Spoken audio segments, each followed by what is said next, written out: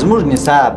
که ووایم د ټکسي د زمانې موضوعات موږ زیاتره وخت په دیني مسایلو کې یا هم په دیني علومو کې قید او شرط پاتې شوي که څنګه چې ټوله یو ښوونکی موږ ته نشي راشولی هر یو جلا جلا ښوونکی لري موږ په حیث د زده کوونکي څنګه دا ټوله زده کړه په دې باور یم چې د ځان خدای او انسان پېژندنې پروسه ده که غواړو چې ښه نسل ښه راتلونکی په خپله نړۍ کې ښه اسانه آرام او هوسا ژوند ولرو د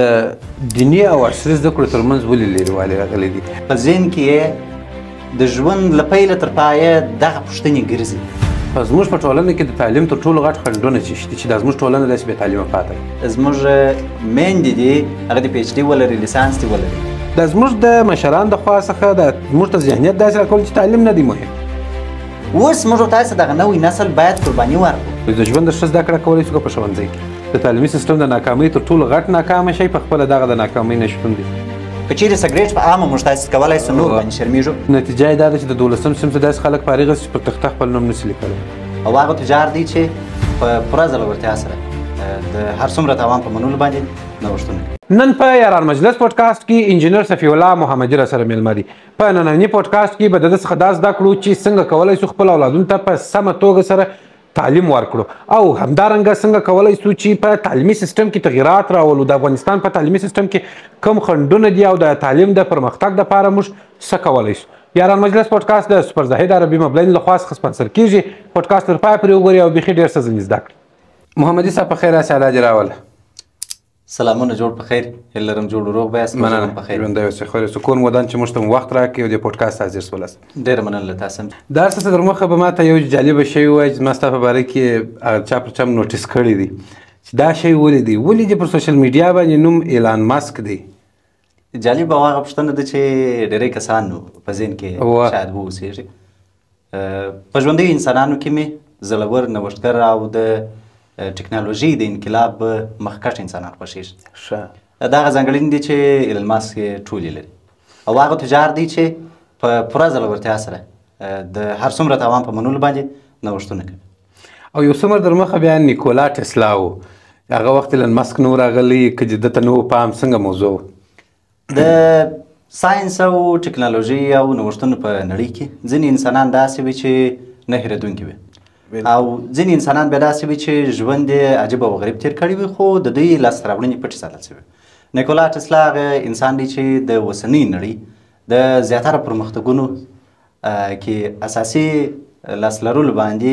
دی موږ پېژندلی شو د برق اختراع دغه لایټ ته چې ناست و د ده له نوښتونو او د ده له اختراعاتو څخه ده خو ایلن ماسک به ولې انتخاب کوي ځکه چې ایلن ماسک خپله د هماغه مخترع او ساینسپوه پر تګلاره باندې روان دی او د هغه له فکر او لاسته راوړنو څخه استفاده کوي زده کړې مو تر کومه ځایه پورې کړي دي زده کړې مو په رسمي غیر رسمي او نیمه رسمي په ټولو برخو کې زده کړې مو ترسره کړي دي له کورنۍ څخه نیولې تر مسجد او بیا هم ښوونځی پوهنتون او ښوونیزو کورسونو پورې د کندهار پوهنتون انجینري پوهنځي او ترڅنګ د سبا پوهنتون د کمپیوټر ساینس پوهنځي دغه دوو پوهنځیانو کې مې زده کړې کړي دي زده کړه پای ته نه رسېږي د ژوند تر پایه پورې به دوام لري خلک یوه پوهنځی په سر نسي رسولی تا دوې رسولي دي ماشاءالله ډېر په ورځني ژوند کې کم مصروفیتونه لرې د ورځني ژوند د مصروفیتونو مې تر ډېره تعلیمي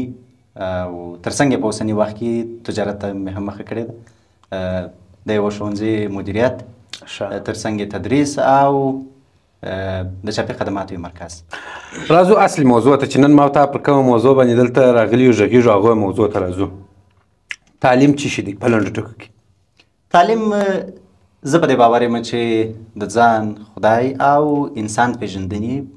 پروسه ده د ځان پېژندنې لپاره موږ تاسې اړ یو چې ساینس باید زده کړو بالکل د خدای تعالی د پېژندنې لپاره اړ یو چې دین زده کړو او د انسان د پېژندنې لپاره بیا اړ یو چې فلسفه زده کړو شاید پوښتنه پیدا شي چې دین فلسفه او ساینس په لنډو ټکو کې لږ څه نور هم واضح کړل شي دین د آدم علیهم السلام د دورې څخه تر نن ورځې پورې الله تعالی 314 تنه نبیان او 1,40,000 زیاتو کم پیغمبران د 104 کتابونو سره یو ځای د انسانانو د پوهاوي لپاره مځکې ته استولي دا دین دی په دین کې ښوونکی الله تعالی دی د انسان لومړنی ښوونکی خپل الله تعالی دی دوهمه برخه که چیرې موږ وغواړو چې ځان وپېژنو د ځان پېژندنې لپاره مې ساینس اشاره وکړله په دین کې موږ ته دا نه راښوول کېږي چې انسان څه ډول باید ځان ته کور جوړ کړي څه ډول موټر جوړ کړي څه ډول د ورځني ژوند ستونزې حل کړي او د الله تعالی لخوا په مځکه کې د خلق کړل شویو نعمتونو څخه د خپلو ستونزو د هوارولو او د ژوند اسانه کولو لپاره کار واخلي دا موږ ته ساینس راښيي ساینس موږ ته د کور جوړولو د طبابت د پرمختګونو د کولو د نوښتونو او د ټکنالوژي دغه ټول هر څه چې موږ وینو دا د ساینس له برکته نو ساینس هم باید زده کړل چې که موږ وغواړو چې په 21مه پېړۍ کې د یوه ژوندي انسان په توګه ژوند وکړو دریمه برخه فلسفه وه فلسفه بیا د ولې څنګه او څه شي د پوښتنو مجموعې ته ویل کېږي ولې څنګه او څه شي د دغه پوښتنو مجموعې ته فلسفه ویل کېږي انسان فطرتاً داسې ژوندی مخلوق او یا هم موجود دی چې په ذهن کې یې د ژوند له پیله تر پایه دغه پوښتنې ګرځي د دې پوښتنو د جواب لپاره موږ بیرته دوې مرجعګانې لرو یوه یې دین دی دویمه برخه یې بیا بیرته ساینس دی د ساینس په اوسني عصر کې ښېګڼه څه ده ساینس نظریه وایي وروسته یې تجربه سرته رسوي بیا یې په ثبوت هم درته رسوي نو د ساینس یوه ښېګڼه او ځانګړنه هم دا ګڼلی شو چې تجربه او ثبوت دواړه لري چې هغه بیا موږ تاسې کولی شو چې نظریه د دغه تجربې او ثبوت پر اساس باندې ویې نو په مجموع کې یوازې دیني علوم یا هم دین هم کفایت نه کوي او یوازې فلسفه او ساینس باندې اکتفا کول هم د اوسني عصر کې د ژوند کولو لپاره کفایت نه کوي ټول یو د بل سره تړلي دي او هغه کس ته موږ تاسې زما په باور تعلیم یافته کس ویلی شو چې هغه په دغه دریو برخو کې معلومات ولري یوه برخه چې زه غواړم چې لږ څه نوره وضاحت ورکړم هغه دا دی چې موږ زیاتره وخت په دیني مسایلو کې یا هم په دیني علومو کې قید او شرط پاته سوي یو علت یې څه دی علت یې دا دی چې ځینې د ټولنې یوه برخه په دې نظر ده چې دیني علوم ټوله ژوند دی بله برخه یې بیا په دې نظر دی چې عصري علوم ټوله ژوند دی حتی حال دا چې انسان یو داسې مخلوق الله تعالی پیدا کړی دی چې دغه د ده په نړۍ کې د دغه دریو علومو چې ما یې مخکې یادونه وکړله د دې ټولو لپاره اسباب وسایل زمینه سازي سوې ده او کامل ژوند ښه ژوند اسانه ژوند د دغه دریو برخو په زده کړه سره ښه مخته تللی شي زموږ د ټولنې لپاره په خاصه تعلیم ولې مهم دی تعلیم په عموم کې د هرې ټولنې لپاره مهم دی بالکل دی په ټوله نړۍ کې هر هغه هیواد هر هغه ټولنه او هر هغه قشر چې دوی زده کړو ته یې لومړیتوب ورکړی دي زده کړه یې کړې ده نوښتونه یې کړي دي د پرون او د نن ورځې سره یې ځان پرتله کړي دي تر پرون ورځې نن ورځ ځان ښه کړي دي یوازې او یوازې نتیجه یې تعلیم دی بالکل که غواړو چې ښه نسل ښه راتلونکی په خپله نړۍ کې ښه اسانه آرام او هوسا ژوند ولرو هغسې ژوند ولرو چې زموږ راتلونکی نسل هغه سختۍ چې موږ تجربه کړي دي هغه یې تجربه نه کړي موږ باید تعلیم وکړو او دا یوازینۍ حل لاره ده چې د ژوند هره ستونزه حل کولی شي د وطن د آبادۍ د ژوند د آبادۍ یوازینۍ حل لاره تعلیم دی بله اوس نو په زموږ په ټولنه کې د تعلیم تر ټولو غټ خنډونه څه شي چې دا زموږ ټولنه داسې بې تعلیمه پاته ده خنډونه ډېر کیدای شي تر ټولو مهم او اساسي خنډ یې د تعلیم په ډګر کې اقتصادي ستونزې دي اقتصاد هغه څه دی چې پر مټ کولی شو په اوسني عصر کې چې د ټکنالوژۍ عصر دی باید موږ د ټکنالوژۍ څخه زیاته استفاده وکړو او په دې برخه کې باید د زده کړو لپاره زمینه سازي وشي لومړی برخه ښه اقتصاد دی خو ښه اقتصاد ډېره دیني وي چې بیرته د ښه تعلیم پر مټ باندې جوړیږي نو که ښه تعلیم نه و ښه اقتصاد هم نشو جوړولی په لومړیو کې باید موږ د ښه تعلیم یا د ښه اقتصاد جوړولو لپاره باید یو قشر ښه قرباني ورکړي چې اقتصاد ډېر په پام کې ونه نیسي د لږو امکاناتو څخه ښه استفاده وکړي ښه اقتصادي سیستم او ښه تعلیمي سیستم جوړ کړي دوهمه برخه نامني هغه خنډ دی چې هر څومره امکانات هر څومره لاسته راوړنې که چیرې ولرو په مقابل کې یې نامني یو داسې جمله یو داسې حالت او یو داسې کلمه ده چې ټوله یو اړخ ته یې کوي، ټوله موضوعات بلې خواته بیایي. دریم خنډ د تعلیم په وړاندې زوړ تعلیمي نصاب دی. تعلیمي نصاب هغه څه دی چې موږ د اوسنۍ نړۍ سره مطابق نه یو روان. زموږ زوړ نصاب زاړه موضوعات په زوړ فکر باندې په نوې نړۍ کې ژوند نسو کولی. بالکل دا ډیره مهمه ده. که غواړو چې موږ تاسې د اوسنۍ نړۍ د وسایلو مطابق یا هم د اسانتیاو مطابق ژوند وکړو، باید د هغې مطابق پوهه ولرو. هغه پوهه بیرته یوه سرچینې یو منابعو ته اړتیا لري. بالکل لکه د نړۍ په نصابو کې چې سته، په مکتبو کې، حتی په وړکتونو کې ټکنالوژي ته ځای ورکول سوی دی. او موږ خو حتی په پوهنتون کې لولا که داسې شی لرو چې هلته د ټکنالوژي ته ځای ورکول سوی یا د هغه درسي مضامین وجود ولري، بیا له یو کمپیوټر ساینس پوهنځي څخه چې هغه هم داسې بیخي په لږ اندازه سته. له بده مرغه چې په دې اړوند باندې باید ووایو او ویې منو چې دا ستونزې سته. زموږ نصاب که ووایم د ټکسي د زمانې موضوعات لري. دلته د دغه تعلیم ارزښت هم په دغه ځای کې له منځه تللی دی، یا پوښتنې یې په اړه باندې پیدا شوي دي چې پر سړک باندې یو بې سواده کس په فورنر یا هم په لوړ ماډل موټر کې سپریږي، که د یو مثال په توګه. خو باسواده کس یو محصل متعلم هغه د ټکسي اړوند لا هم معلومات نه دي ترلاسه کړي. زموږ د ساینس په کتابونو کې غټه موضوع دا ده چې د ساینس اړوند رادیو څه وخت او چا اختراع کړه، صحیح، د بخار په کوم کال اختراع سو، فقط دغه موضوعات موږ لرو. حال دا چې اوسني عصر کې موږ تاسې باید د AI د ټکنالوژي په اړه موضوعات ولرو، بالکل د کمپیوټر په اړه موضوعات ولرو، د ټکنالوژي د نورو پرمختللو سیسټمونو اړوند باید معلومات ولرو. خپل موبایل چې اوس د هر کس په جیب کې دی، علت یې دا دی چې موږ سالم استفاده نسو ورڅخه کولی، ځکه چې سالم پوهاوی یې په اړه نه لرو. بالکل. مور او پلار د اولاد په سم تعلیمي روزنه کې کومه ونډه لري؟ مور او پلار د اولادونو لومړني ښوونکي دي. بالکل. په فطرتي لحاظ هم ځینې عادتونه، خویونه د والدینو څخه اولادونو ته انتقالیږي. هغه په داسې ډول انتقالیږي چې په فطرتي ډول یې بیا هیڅوک د ژوند تر پایه پورې نشي تغیرولی. زما په نظر تر ټولو مهم زده کړه او د زده کړې پیل، د انسان جوړونې د زده کړې پیل یا انسان جوړېدنې د زده کړې پیل د مور او پلار له غېږې څخه کېږي. له بده مرغه موږ د ښه پلار کېدلو او ښه مور کېدلو لپاره هم تعلیم ته اړتیا لرو. او په دغه برخه کې د بده مرغه کلمه مې ځکه وکارول چې دلته زمینه سازي نه ده سوې، اما پوهاوی نشته، روزنه نشته. یو ښه پلار ښه اولاد روزلی شي او یو ښه پلار د راتلونکي نسل لپاره یو ښه پلار روزلی شي. بالکل. دا دغه یوه پوښتنه چې زما سره د ډېره وخته راسره ده د خپلو اولادو په باره کې. زه چې دا د کوم افغانستان تعلیمي سیسټم ته ګورم،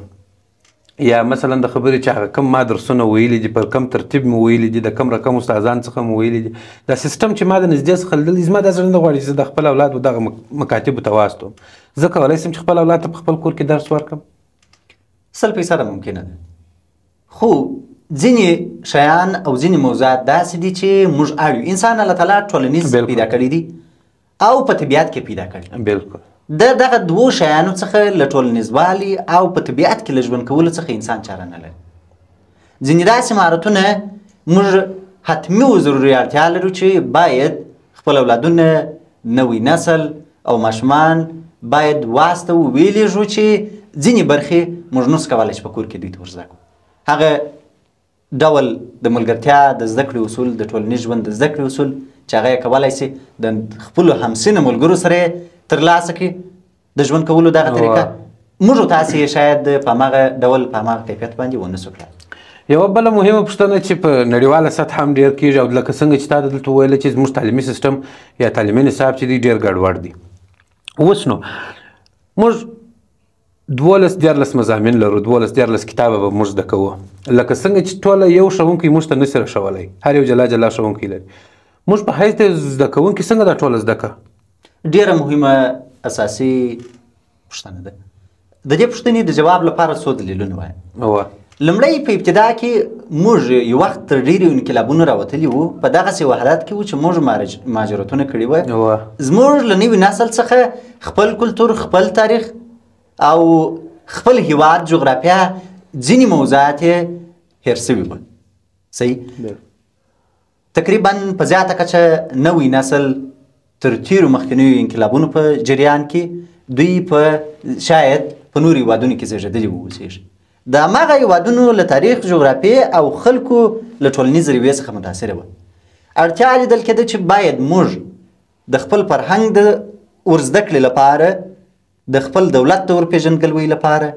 هم باید مضامین لرلی. صحیح. په دغه موضوعاتو کې چې موږ اوس اړتیا نه وینو، ځکه چې موږ په خپل هېواد کې بیرته ژوند مو سم پیل شوی دي، پرمختګونه راغلي دي، تعلیم ته کار شوی دی تر ډېره حده، او نړۍ تغیر شوې ده. دا هغه موضوعات دي چې اوس په اوسني حالات کې نه ښایي چې موږ دې په هماغه اندازه باندې حتی په دقیق ډول یې وشمېرو. ځینې مضامین شاید د ښوونځي په دوره کې تر 18 پورې شمېر ورسېږي. ځینې مضامین داسې دي چې اوس یې اړتیا نه لیدل کېږي. په خپل وخت کې یې اړتیا لیدل کېده، خو هغه ستونزه چیرې ده؟ ستونزه دا ده چې موږ نصاب نه دي نوي کړي. د وخت د اړتیاو مطابق موږ نصاب ته موضوعات نه دي ورشامل شوي، اصلاحات نه دي پکې کړي. او یو په دغه ځینې ملکونو کې داسې یو تعلیم سیستم شته د تعلیم په برخه کې، تر 9م صنف پورې عادي مکتب روان دی، د 9م صنف څخه بیا تر 12م صنف پورې یعنې 3 کاله دی هغه د کالج دوره ورته وایي، چې په دې کې بیا دوی مثلا زه غواړم چې ډاکټر رضانه جوړ کړم، د طب پوهنځی وایم، نو په دغه 3 کلونو کې دوی ماته د طب پوهنځي اړوند یوازې مثلا بیولوژي د کیمیا د دغه 2-3 مضامین په دقیق ډول را زده کوي، دغه نور ریاضي او هغه مضامین را زده کوي چې په طب پوهنځي کې ماته په درد خوړل کېږي. دا هنر و رسم و د یو مثال د خبرې جغرافیه او تاریخ دا کتابونه زما څخه قطعا نسته کوي. یوازې ما په خپل مسلکي برخه کې ما روزي، بیا چې زه پوهنتون ته ځم په هغه برخه کې نورې زده کړې کوم، نو زما څخه یو ښه ډاکټر جوړېږي. دغه رقم سیستم په افغانستان کې مفید نشته تمامېدلی؟ 100% کېدلی شي. دلته تر اوسه د نه عملي کېدو دلایل باید ووایو. یو دلیل دا دی چې په خارجي هیوادونو کې هلته د زده کړې مسؤلیت پر څو برخو باندې ویشل شوی دی، څو طبقو په غاړه اخیستې دي. لومړنۍ د زده کړې د یوه تکړه ښوونکي په حیث باندې د اولادونو د روزنې مسؤلیت خپله مور و پلار په غاړه اخیستی. هغه شیان چې موږ او تاسې یې دلته باید د تاریخ په اړوند معلومات، د جغرافیې په اړوند باندې معلومات، د فرهنګ په اړوند باندې معلومات، دغه برخه د کتابونو چې موږ تاسې د کتابونو له لارې زده کوو، هغوی یې په کورونو کې له والدینو څخه زده کوي. بیا اړتیا نه لیدل کېږي چې دلته وخت ورباندې ضایع شي. بل په هر کور کې یو کتابتون وجود لري. هلته په هر کور کې یو لیسانس، پی ایچ ډي، 12م پاس خو بیخي که ووایم اوس شاید هلته ډېر حتمي واوسېږي. زموږ په ټولنیز ژوند کې، زموږ په کورنیو کې موږ نو څه پیدا کولی چې زموږ میندې دي هغه د پی ایچ ډي ولري، لیسانس دي ولري. صحیح. پلرونه دې مو ښه تعلیم ولري، ښه ډګرانې دې ولري. نو موږ اړ یو چې ټوله دغه ټوله مسؤلیت مو هغه د زده کړې د سیستم پر ښوونځیو ورسپارلی دي. نو په دغه منځ کې کیسه توکل په خدای ته پاته شي. نو اساسي علت زما په نظر چې دلته 100% مفید تمامېدلی شي. موږ کولی شو چې په هره برخه کې مسلکي کسان ولرو. علت یې دا دی چې موږ خپل مسؤلیت چې کومه برخه باید اجرا کړي هغه پر یوې کتلې باندې ورالول شوی. خو دا زموږ ځینې مشرانو موږ ته دا ذهنیت دغه رقم راکړی دی. اوس ګوره ما ډېر وخت هم کېدای شي اورېدلي، ما ډېر اورېدلي دي چې مثلا د خبرې ما دا ګیلاس راخیستی دی، دا زه دلته یږدم زما د لاسه ولوېدی، ما ته مشر وایي مکتب ته تلل دی د داسې موږ په ژوند ولاکه خیر ووینو. زما باسکل پنچر کېږي یو ځای، ما ته زما مشر وایي چې دپاره په 12م صنف کې د باسکل پنچري نسې نیولی. اوس د حال دا چې پنچري زما کار نه دی. دا زموږ د مشران د خوا څخه دا زموږ ته ذهنیت داسې راکول چې تعلیم نه دی مهم. یعنې که څوک مکتب ته لاړ ویل دا مکتب ته تللی دی داسې خیر نه شي لیدلی. ستونزه چې د علت یې څه دی؟ علت یې دا دی چې موږ په ډېر لنډ وخت کې ډېر خراب شرایط تېر کړي دي. خپله مشران تېر دور هغه بې تعلیمه پاته شوي دي. د تعلیم لپاره هیڅ زمینه سازي او سالم شرایط دوی نه لرل. نو کله چې یوه کتله بې تعلیمه پاته شي په ارزښت یې هم نه پوهېږي. اوس موږ تاسو دغه نوی نسل باید قرباني ورکړو د دغه شیانو په مقابل کې چې لکه تا چې اشاره ورته وکړه، حتی د 12م ټولګي یو فارغه کس ته په کورونو کې موږ شهیدان یو چې د دوا نسخه ورته ایښول کېږي چې دا ووایه او دا دوا یې راته راوښیه چې دا د څه شي لپاره دي. که یې ونه وایي بیا معلم هم ښکنځل کېږي او مکتب و تعلیم و دا شیان ټوله پیغور کېږي. ستونزه یې څه ده؟ موږ باید د دغه اورېدلو په مقابل کې د دغه څه د اورېدلو باید زغم ولرو، حوصله ولرو او قرباني یې ورکړو. را روان نسل چې زموږ ستاسې تر لاس لاندې روزل کېږي، موږ بیا دا هڅه نه کوو چې هغوی ته دا ووایو، ځکه دا اوس موږ تاسې سره وایو، تا هم درکړې ده، ته یې خپل اولاد ته نه وایې. صحیح، زه یې هم نه وایم. ولې موږ باید قرباني ورکړو؟ نتیجه یې بیا دلته مثبته ده. ټکنالوژي کوم رول لري د تعلیم په برخه کې، په خاصه په افغانستان کې؟ نړۍ خو په ټکنالوژي په اړه خبرې ونه کړو، هغه ډېر مخته تللي. په خاصه په افغانستان کې ټکنالوژي کوم رول لري؟ که ووایم نړۍ په هر وخت او هره دوره کې د سیالۍ لپاره یو ځانګړی سناریو لري. صحیح، که د ډېر وخت څخه مخکې ولاړ سو، ځینې مثالونه، یو وخت جادوګري په نړۍ کې یو غټ مهارت و، ډېره سیالي پر جادوګري باندې وه. بل وخت بیا داسې دور راغلی چې هغه انسانان ډېر ماهره وه، ډېر مشهوره وه، ډېر د ارزښت وړ وه چې هغوی به ښه شعر و شاعري به یې کولی. د سیالۍ ډګر دغه شی و د انسانانو په منځ کې. اوسنۍ 21مه پېړۍ کې د انسانانو په منځ کې د سیالۍ ډګر، د ټوله بحث، سروکار، ورځنی ژوند، هغه موږ له ټکنالوژۍ سره روان یو. ټکنالوژي که هر څومره تشریح ورکړو، هر څومره بحث ورباندې وکړو، یا موږ ووایو چې بغیر له ټکنالوژۍ څخه موږ زده کړه کولی سو، نیوز کوو. هېڅ امکان نه لري. ولې؟ ځکه عصر او دوره فرق کوي. بلکل صحیح. هغه دوره چې موږ کولی سو چې بغیر له ټکنالوژۍ څخه موږ زده کړه پکښې کې وکړو، نو باید موږ دغه وخت هم شاته بوځو. زاړه سیستم، زاړه فرهنګونه، زړو کلتورونو ته باید لاړ سو، زړو جغرافیو ته ولاړ سو. دا نور پرمختګونه باید ټول سکیپ سي. د ټولې نړۍ سره باید موږ تاسې راشه درشه او ټکنالوژي باید په مطلق ډول ودرو، بیا موږ صحیح ژوند کولی سو. بیا کولی سو چې ووایو چې اوس نو موږ په خپل منځ کې پرمختللی ژوند لرو. بلکل. ښوونځی که ژوند، چیرې ښه زده کړه کولی سو؟ د ژوند ښه زده کړه کولی سو که په ښوونځي کې؟ دواړه لازم دي. په ښوونځي کې موږ د ژوند د کولو لپاره نظریې تګلارې زده کوو، خو عملي ژوند موږ تاسو ته هغه څه چې مو زده کړي دي دلته د تجربې په شکل باندې موږ تاسو ته په لاس باندې نتیجه راکوي. دواړه مهم دي. هغه کس چې ښوونځی نه یې ویلي، یوازې تجربه لري، نوښت نشي کولی. په یوه برخه کې تجربه لري، که 100 کاله عمر هم ورباندې تېر سي، تغییر او تبدیل شاید پکښې رانه وي. که چیرې دغه سیستم ورته خراب سي، دوه مارې هغسې جوړولی نشي. صحیح. هغه کس چې زده کړه یې کړې ده، نظري زده کړه یې کړې ده، کتاب یې ویلی دی، صحیح، رسمي زده کړې یې کړي دي، مثلا ښوونځی، پوهنتون، دغه برخو ته تللي دي، هغوی کولی سي له ژوند څخه ډېره ښه استفاده وکړي. بلکل. نوښتونه وکړي او ښه مخته ولاړ سي. نو دواړه لازم ملزوم دي، مهم دي. هم تجربه او هم نظري زده کړه، دواړه سره یو ځای سي، یو شی ورڅخه جوړېږي. د نجونو تعلیم ولې مهم دی او په خاصه بیا زموږ په ټولنه کې ولې تر ټولو ډېر مهم دی؟ نجونې د ټولنې نیمه برخه ده. بلکل ده. که غواړو چې ښه کورنی ژوند او د اولادونو ښه تربیه ولرو، نو اړینه ده چې باید نجونې یا هم ښځې یا هم میندې باسواده واوسېږي. بلکل. یو بله مهمه پوښتنه، څومره زده کړې د نجلۍ دپاره مهمې دي؟ آیا تر 10مه صنفه، تر 12مه صنفه، داسې د مسلکي ډول نه درته وایم، مثلا یو خور غواړي د ځان څخه ډاکټره جوړه کړي، انجینره جوړ کړي، هغه جلا موضوع ده. د یو ورځني ژوند دپاره لکه څنګه چې په افغاني ټولنه کې کوم ژوند کېږي د اوس مهال، د ورځني ژوند دپاره یو نجلۍ تر کومه حده پورې زده کړو ته اړتیا لري؟ زما په نظر په هماغه اندازه باندې چې کوم مسؤلیتونه دوی ته ورته غاړې دي، د هماغه مسؤلیتونو مطابق زده کړه که چیرې ترلاسه کړي تر ډېره مهمه ده او په اوسني وخت کې کفایت کوي. مثلا د خاوند سره د ښه ژوند کولو په دې برخه کې باید پوهاوی او زده کړه ولري. بلکل. ډېره مهمه ده. د اولادونو د روزنې په برخه کې که ښه پوهاوی ولري، زما په نظر د هرې مېرمنې، د هرې ښځې او د هرې مور لپاره تر دې کچې پورې زده کړه نهایت ډېره مهمه ده چې هغه وکولی سي خپل اولاد ښه وروزلی سي. درېیمه مهم موضوع په دومره کچه پوهاوی ولري چې خپل صحت ته پاملرنه ورباندې کولی سي او د خپلې کورنۍ صحت او حفظ الصحه ورباندې وساتلی سي. وروسته مسلکي زده کړې بیا جلا موضوع. څنګه کولی سو ښوونځي او تعلیمي مرکزونه د خلکو لپاره جذاب وګرځو؟ دا اوس چې کوم زموږ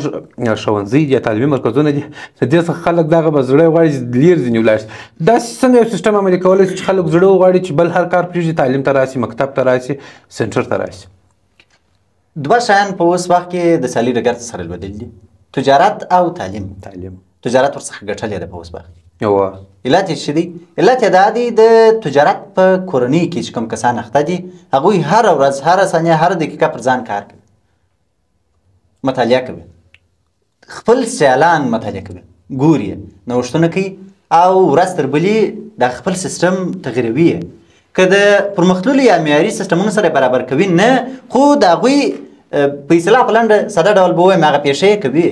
خو له بده مرغه په تعلیمي سیستم کې زموږ څخه پیښې لا اوسه رسوي دي. نوښتونه نشته، مطالعه تر کومه کچه پورې چې سټاپ سوې ده یا رسمي زده کړې سرته رسولي دي، نور ریسرچ په ډېره ستړې ده چې موږ تاسې وګورو چې یو ښوونکی دی هغه دې د خپلې برخې په نوره نړۍ کې چې کوم استادان شته چې هغه څومره مطالعه کوي. زه به یو مثال درته وایم، په جاپان کې او هم په هندوستان کې یو کال بیخي ډېره مړینه د استادانو ده د ډېر کار کولو او د کم خوب کولو له عمله باندې دوی ډېر مرګونه یا د مرګ پیښې درلودې. صحیح، هغوی کار کوي، نوښتونه پکښې کې راولي، اصلاحات پکښې کې راولي، د ټکنالوژۍ څخه ښه استفاده پکښې کې کوي. البته اوس خوند خو به یې هغه وخت کولی چې موږ تاسو ته د ټکنالوژۍ ځینې وسایل تعلیمي مرکزونه راته معرفي کولی چې تجاران راوړلی. اوس له بره مرغه باید ووایم چې بیرته تر څنګ له نیکه مرغه چې بیا هم دا کار روان دی، ښه خبره ده، زمینه سازي دوی کوي، تجاران راولالیږي، موږ تعلیمي اشخاصو ته د ټکنالوژۍ وسایل راته راواردوي، سیستمونه راته راښیي او دا راته وایي چې که دغه وسایل استفاده کوي تاسې به ښه زده کړه ورڅخه وکړئ. د ښوونځیو کار تجاران په مخ وړي، هغه تجاران په مخ وړي او دغه سیالي چې دا اوس هم یعنې که ووایو که په دسترخوان باندې هر ماښام د تعلیم یافته ماشومانو یا ځوانانو او د بې تعلیمه کسانو چې په کورني مشران دي د هغوی ترمنځ جنجال پر دسترخوان دغه شی رازېږولی دی چې تجارت مخته روان دی، هره ورځ موږ نوښتونه پکښې کوي. نو د تعلیم یوازې بس دننه یو څه روان دی، هماغه زوړ سیستم دی، زوړ تدریسي میتود دی، تخته ده، مارکر دی، نتیجه یې بیا بېرته موږ د باندې نه وینو، عملي زده کړو ته کار نه کېږي. یو مهم شی چې ما پام ورته کړی دی د افغانستان په تعلیمي سیستم کې، ستاسو هم کېدای چې ته پام شوی، ناکامي نشته. او زما په نظر دغه زموږ د ناکامۍ د تعلیمي سیستم د ناکامۍ تر ټولو غټ ناکامه شی په خپله دغه د ناکامۍ نشتون دی. تاسو څه پکښې وایاست؟ ناکامي خپله د کامیابۍ یوه برخه ده، که وایم د زده کړې یوه برخه ده. که ناکامي موجوده نه وي، پرمختګ هېڅکله نه زیږي او نه رامنځته کېږي. ناکامي هغه څه ده چې وروسته تا دې ته مجبوره کوي چې تر اوسني حالت نور هم تکړه سي، نور هم معیاري سي، او د انسان د خلاقیت چې دلته یو ډول انرژي شته د انسان په ذهن کې، هغه یوازینۍ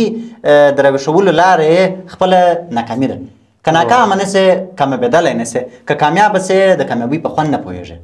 او دغه کامیابي دي هم پیل دي هم پای دي.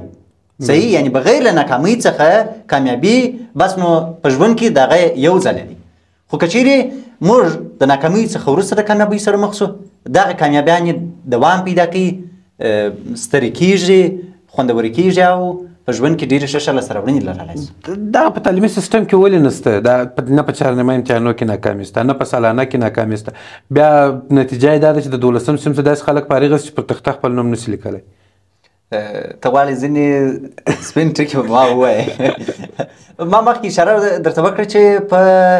د تعلیمي سیستم په وروسته پاته والي کې یو اساسي عامل اقتصادي ستونزې دي. ښوونیز بنسټونه ټوله تعلیم د اقتصادي ستونزې لري. د دغه اقتصادي ستونزې د دې سبب ګرځېدلي دي. زه به خصوصي سیستمونه خلاصم. په خصوصي سکتور کې که چیرې زده کوونکي ناکامه کړل سي زموږ په اوسني حالت کې، دغه د ناکامۍ څخه وروسته زده کوونکی ځي بل مکتب کې داخله اخلي. که چیرې داخله اخلي د ښوونځي اقتصاد ورسره رالویږي. یعنې ځینې داسې مجبوریتونه شته چې شاید ووایم که غلط ونه اوسېږم یو اساسي علت یې شاید دغه اوس دا په مجموع کې د تعلیم پر ټوله کیفیت باندې بیرته تاثیر کړی. ما چې دا اوس په دولتي سیستم کې شته، دا په شخصي کې هم شته. شخصي لپاره ګوره دغسې جمناشه مات کړي بالا. نه باید موږ په اصطلاح ناټ ورڅخه مات نه سي. دا مې یو مجبوریت درته ووایه چې په ټول هېواد کې دا یو رښتینی حقیقت دی چې باید وویل سي. ځوانان تعلیم ته څنګه هڅولی سو؟ ځوانان تعلیم ته بیرته خپله د تعلیم له لارې موږ هڅولی سو. تعلیم ته هغه وخت ځوانان هڅېږي که چیرې موږ تعلیم عام کړو. په څه ډول؟ په هغه ډول څنګه چې موږ تاسې یې په کلتوري او مشترک ډول یې نظم ته یې واچوو. مثلا موږ د کندهار ځوانان د جمعې د ورځې میله حتمي ده فرض ده ټوله یې حتمي پر جمهوري شکل باندې داسې په اتفاقانه ډول یې موږ تاسې کوو صحیح زه په اصطلاح د پرې کې د موټر ځغلول دا عام دي ویډیو مارکیټینګ هم ورته کوو صحیح د هغه لپاره په هر ډول چې کېږي موږ کمپاین ورته کېږي دا شی عام سوی دی یو شی چې عام سي توجه هم ورته ډېره جلبېږي هر انسان یې غواړي چې ځان ورباندې وګوري دغه ډلې ته ورداخل سي اوس په تعلیمي برخه کې موږ دغسې څه نه لرو صحیح یو څه باید د تعلیمي پروګرامونه د عامو خلکو منځ ته داخل سي شو سي صحیح مثلا په ځینې ولایتونو کې زه په هرات ولایت کې که چیرې د اختر په شپو کې موږ ولاړ سو هلته په پارکونو کې د دې پر ځای چې دوره شروع وي زده کوونکي هم ګرځي مطالعه کوي صحیح یعنې موږ کولی سو چې په دغسې ډول باندې عام پر سړک باندې روان یو که چیرې سګرېټ په عامه موږ تاسې کولی سو نور باندې شرمېږو خو که کتاب دې په لاس کې شاید کسان داسې بل ډول درته وګوري چې نه ته هم ځان ته دا فکر کوي چې په لا ډېر نه دې معلومېږي صحیح چې که دغسې ډول موږ چې څنګه دغه ځینې ناسمې کړنې په موټرسایکل باندې پایه پورته کوو په عامه باندې صحیح په ډک بازار کې هېڅ نه ورباندې شرمېږو او یو بل ته داسې هم بیا ګورو چې والله یاره ډېر نامي استاد دی صحیح که اوس دغسې ځینې شیان موږ عام کړو چې یو استاد روان وي بسته ورسره وي په هغه کې کتابونه وي زده کوونکي روان وي مکتب ته ښه منظم روان وي که دغه غږونه بیرته موږ تاسې د ده تر غوږو ورسوو چې والله آفرین څومره ښه ایسي ښه ژوند به ولري ښه راتلونکي به ولري دغه مثبتې جملې تشویقي جملې که چیرې عامې سي زه په دې باور یم چې تعلیم ته کار کېږي زموږ ځوانان ورته هڅېږي بلکل لکه څنګه چې جویله په جلال آباد ته یو وخت تللی ډېر وخت تر مخ نو دلته خو زموږ دا رقم یو سیسټم دی د درس ویلو یا د امتحان ته د آمادګۍ چې بس ماښام په کور نه وتلی د شپې ګرده کیسه د شپې ده د ورځې خو به یا ساتیری دی یا به کاروبار کوو یا یو ځای شاګردي کیسه ګرده د شپې ده چې راوهم زه د باندې و ته که وروره ته مې یو ګړی دا کتاب ایسته که طبیعت رسګۍ ته وپرېږدم موږ سا پر سال ته کتاب راته نیولی جلال آباد ته تللی وم نو د هغه د اکا زامنو دوی مو دوی کرکټ کوي کرکټ کې نو تقریبا 10-11 نفره ګرده سره ولاړ دي دا فیلډینګ ته ولاړ دي ګین نیسي چې هلته ګین ورسي د کیچوي دې ته دوی ولاړ دي د دا ګرده کتابچې کتابونه په لاس کې دي نوټونه وایي یا کتابونه مطالعه کوي یو نفر به دغه ته ولاړ دي دا ګین پر هره خوا ورځي پلانکه درل یادی کتاب یې په ګین پسې ځغلي بیا د اخوا راځي ګین ورغورځي بیا د کتاب ته ولاړ هغه ځای چې ما کله د دوی وکتي چې مال دا څونه ښایسته سیسټم په دا رقم به دوی خود کامیاب وي په دا رقم به د دوی خود تعلیمي کچه تر موږ لوړي هم به تر موږ مثال د خبرې په دې کې ډاکټران ډېرې هم به انجینران ډېرې او هم به کورنۍ سیسټم سامي هم به نزاکت سامي زه دلته رالم غوښتل مې چې د هغه شی دلته عملي کړم هغه نه کېدله بلکل چې یوه ورځ راووتلم ډرې ته ولوېدلم بیا زه نه یم راوتلی ما مخکې هم دغه موضوع ته اشاره وکړل د یو شي د رایجولو لپاره باید یو څوک قرباني ورکړي او پر هماغه خپل دریځ باندې پاتې سي خو له بده مرغه زموږ په ټولنه کې دغه مقاومت کول او پاتېدل سخت دي اقتصادي ملاتړ بیا وایم چې د کورنۍ مسؤلیتونه اقتصادي ملاتړ ته اړتیا لري صحیح د دغه موضوعات څخه که موږ ووځو بیا یو کس چې هغه خودکفایي کولی سي چې په مقابل کې پاتې سي یو الګو وګرځېږي که کال نه بل کال ته انشاءالله ښه نتیجه ورکولی سي ممثل یا هم پر ټولنیزو رسنیو مشهوره اشخاص د تعلیم د ودې دپاره د تعلیم د پرمختګ دپاره څه کولی سي څه باید وکړي خپله ممثلین پر ټولنیزو رسنیو باندې مشهوره اشخاص دوی ډېر څه کولی سي کولی سي د دغه اوسني حالت څخه موږ وباسي صحیح یعنې چې په زده کړو کې موږ پاتې یو علت یې چې شه دی دلته دغه ذهنیت تغییر کړی دی او زیانمن سوی دی زیانمنوالی په دې معنی که زه استاد یم زه هم راځم د یو مسخرهچي ویډیو زه خپل دغه باندې پر فیسبوک باندې په ټولنیزو رسنیو باندې پوسټوم صحیح یو بل عام کس هم هغه پوسټوي دواړه اخته یو چې وداسې یوه برخې ته کمپاین کوو چې هغه مناسبه نه ده شاید د ژوند یوه کوچنۍ برخې تفریح زه نه وایم چې باید ونه سي صحیح هغه د ژوند یوه برخه ده خو دومره کچه نه اوس موږ ټول اخته یو د هر فیلډ کسان اخته یو یوې برخې ته کمپاین کوو یوې برخې ته مارکیټینګ کوو صحیح چې هغه تفریح ده کمیډ دی صحیح یا هم دغسې موضوعات دي صحیح دی موږ اړتیا لرو د ورځني ژوند کې شاید ډېرې ستونزې ولرو امکانات ولرو د خوشحالۍ لپاره دغسې زمینه سازي باید وسي خو په دومره کچه نه چې د پوهنتون استاد هم هماغه موضوعات ته کمپاین کوو صحیح ټوله سواداره کسان هم هر مسلکي کس دا وړتیا لري خپله د خپل زده کوونکي پاتې شوی دی بالکل صحیح که دې برخې ته موږ خپله کار وکړو یا د خپل محیط کې چې کله اوسېږو کوم ځای کې کار کوو هغه ورځنۍ لیدنې وو زده کړې تجربې موږ تاسې د لیکنې په شکل د ویډیو په شکل شریک کړو په ټولنه کې تغییر راځي او بلې برخې ته خلک بیا د اهمیت په سترګه ګوري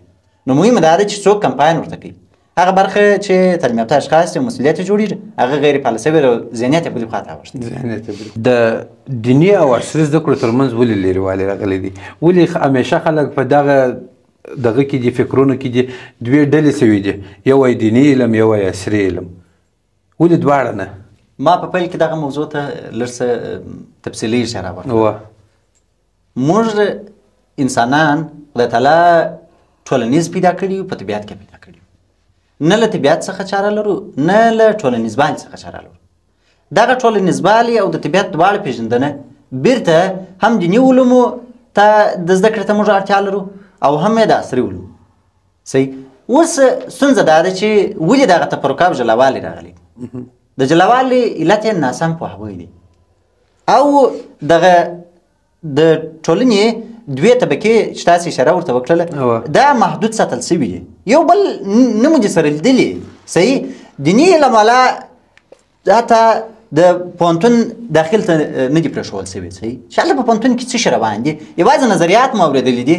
راپورونه مو اورېدلي دي صحیح چې په پوهنتون کې څه ډول سیستم دی څه ډول نصاب دی د هغې اړوند موږ په عملي ډول مو نه دي لیدلي که چېرې ووینو اختلاف راکمیږي صحیح د پوهنتون هغه چې یوازې پر پوهنتون پر عصري علم باندې باور لري پر زده کړو باندې باور لري هغه کسان بیا مدرسه دارالعلوم صحیح مسجد د هغوی د زده کړو په اړوند باندې شاید ډېر معلومات ونه لري یا د دوی نصاب یې په صحیح ډول نه وي لیدلی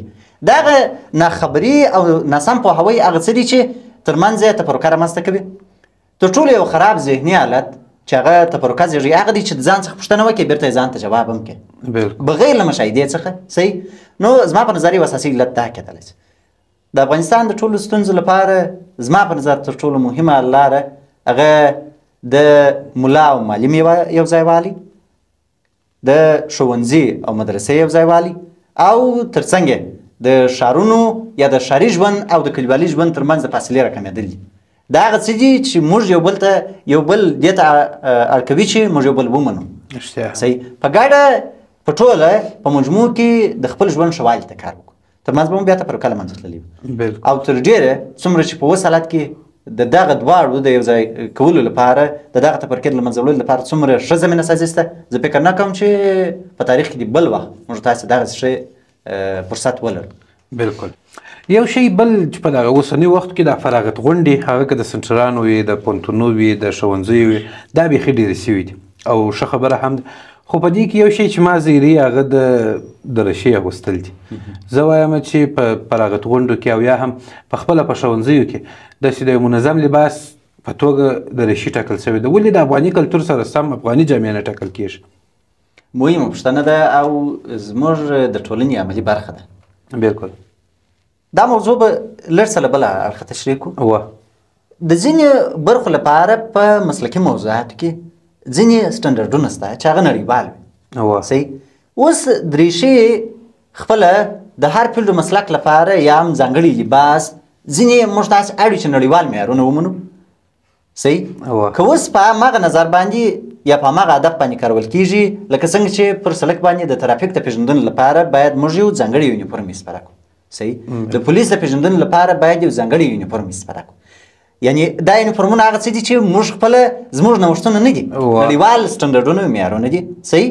دغسې د ډاکټر د پېژندلو لپاره موږ ځانګړی لباس لرو د انجینر د پېژندلو لپاره ځانګړی لباس لرو شاید په ذهن کې د جلا خولۍ وو سپینه خولۍ او ځانګړې چپنه وو دا صحیح د ښاروالۍ والا جلا ځانګړی لباس لري یعنی موږ اړ د ژوند په ځینې برخو کې نړیوال سټنډرډونه ومنو خو ځانګړی حد لري په دومره کچه نه چې موږ خپل کلتور بیخي پکښې کې له یاده وباسو صحیح خپل کلتور ته باید پوره احترام ولرو ترڅنګ یې په دې هدف باندې که چیرې موږ تاسې دغسې زده کوونکي په فراغت غونډې کې شو کوو چې هغوی په نړیوال سټنډرډ لباسونو باندې ملبس وي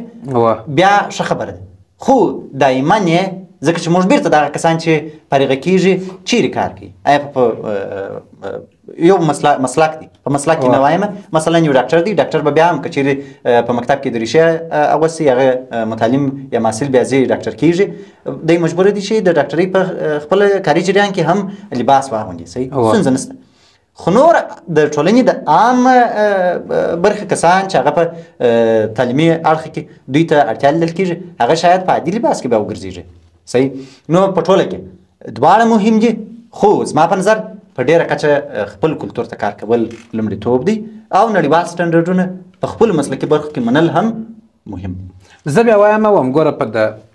مکاتبو کې چې دي په ښوونځیو کې دوی که د رشي د یو ځانګړي لباس په توګه سره ټاکي پروا نه کړي چې منظموالی راسي په د ښوونځي کې نظم و اداره راسي خو په د فراغت غونډو کې چې دي دا اوس کیدای شي دا عکسونه په سوشل میډیا ډېر خپرېږي نسبت د ښوونځیو عکسونو ته د فراغت غونډو عکسونه ډېر نشریږي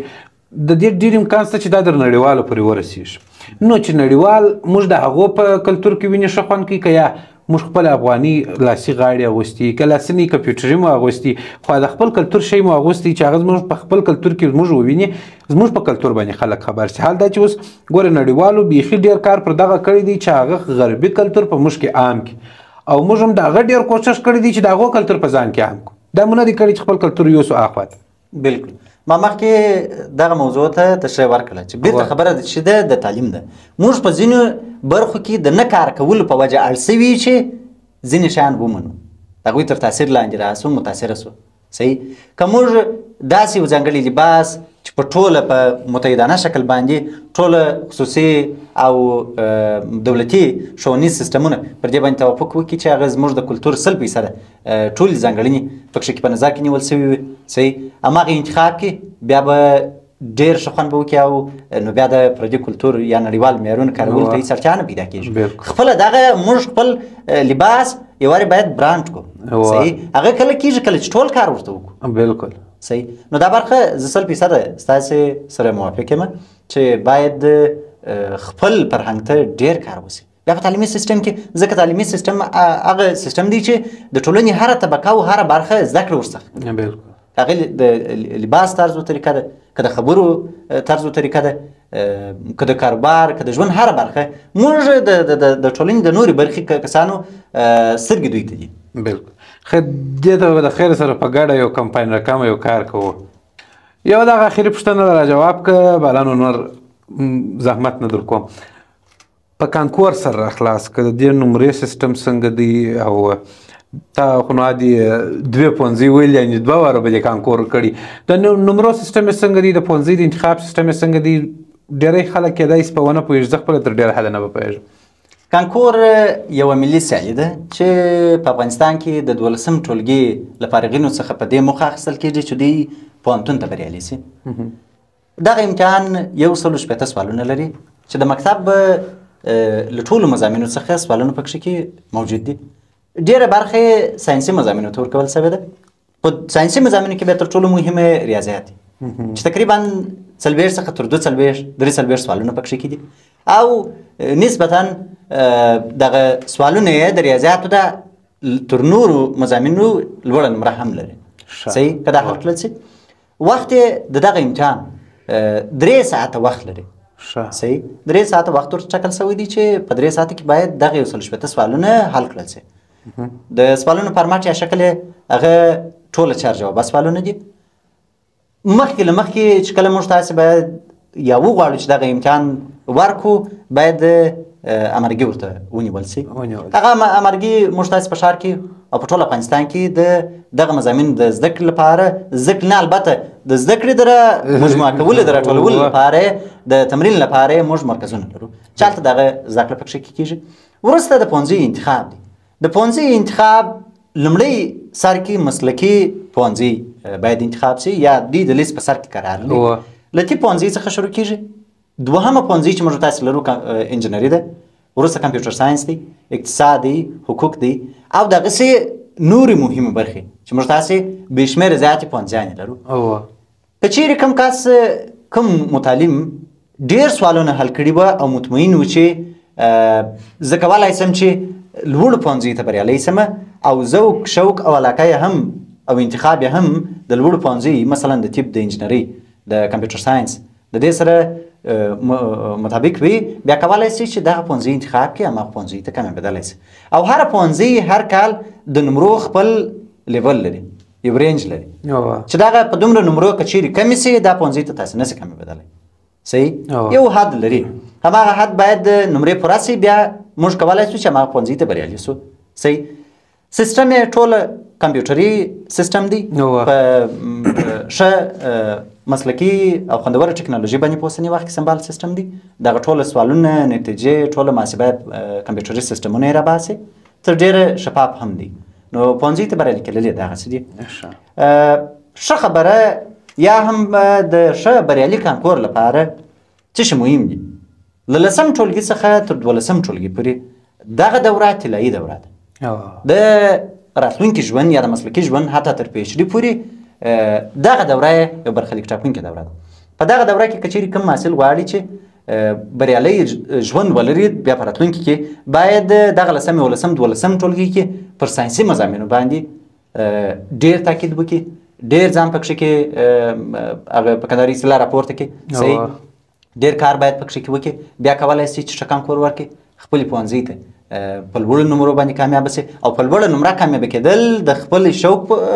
مطابق پوهنځي ته د خپلې خوښې مطابق پوهنځي ته انسان یو ډول تشویق کوي هڅوي په ډېر یو کار څومره سخت وي هغه درسونه خو د دغه نمرو هغه فیصله دغه یې لوړوالی یې تشویق کوي چې دی ډېر ښه مخ ته ولاړ سي نو دغه د کانکور د پروسې لږ څه وضاحت و چې د هغوی د زده کړې لپاره تر ډېره اوس کار سوی دی راځو بیا هم د دغه کانکور سره اړوند پوښتنې د کانکور دغه کوم سیسټم چې دی ستا په نظر سم دی بل شي ته ضرورت لري تغییر ته ضرورت لري که نه لري کانکور ټوله سیسټم یې په یو بل سیسټم پورې تړلی دی چې هغه خپله ښوونځی یا مکتب دی که چیرې د مکتب سیسټم تغیریږي معلومه خبره ده چې د کانکور سیسټم به هم ورسره تغیریږي نو تر هغه چې موږ تاسې د ښوونځي سیسټم نوي تغییر کړي موږ نسو کولی چې د کانکور سیسټم تغییر کړو ځکه چې په کانکور کې کوم موضوعات چې راځي هغه ټوله د مکتب له کتابونو څخه له مکتب له نصاب څخه راڅرګېږي صحیح نو که چیرې یوازې کانکور تغیروو هغه نور د زده کړو سره په ټکر کې راځي شاته چې موږ کومه مرګینې ولیده 12 کاله مو زده کړې کړي دي په دغه برخه کې ټکر رامنځته کېږي نو د کانکور هغه وخت تغیرولی شي سیسټم یې او اړتیا شته چې باید تغییر شي 100% ما مخکې درته ویل چې ټوله د مکتب نصاب ښوونیز نصاب باید تغییر شي نوی شي اپډیټ شي تر څنګ چې هم تغیریږي د کانکور سیسټم هم تغیریږي او اسانیږي کور مو ودان ژوندی اوسي چې موږ ته مو وخت راکړئ ډېره مننه له تاسې هم چې په دې روژه کې مو زحمت وایستی او د زړه خواله مو سره وکړله او پر مهم موضوعاتو وغږېدل خیر اوسي دا و دوستانو د انجینر صفي الله محمدي یا هم ایلان ماسک سره یو کوچنی پوډکاسټ په دې هیله چې ډېر څه به مو ځینې زده کړي تر بیا د الله په امان